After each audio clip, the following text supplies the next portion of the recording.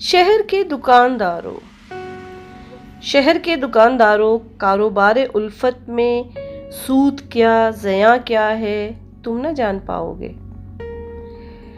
शहर के दुकानदारों कारोबार उल्फत में सूद क्या ज़िया क्या है तुम न जान पाओगे। दिल के दाम कितने हैं, ख्वाब कितने महंगे हैं और नक़्द जां क्या है तुम न जान पाओगे।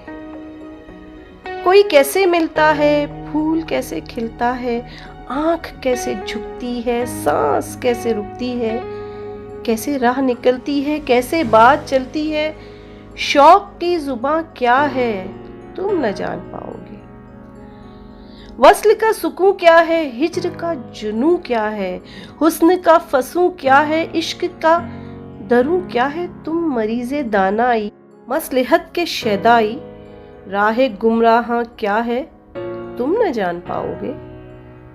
जख्म कैसे फलते हैं, दाग कैसे जलते हैं, दर्द कैसा होता है, कोई कैसे रोता है, अश्क क्या है, नाले क्या, दश्त क्या है, छाले क्या, आह क्या, फुगा क्या है तुम न जान पाओगे।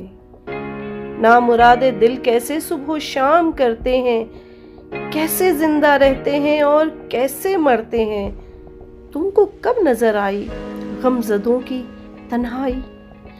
ज़ीस्त है अमा क्या है तुम न जान पाओगे। जानता हूँ मैं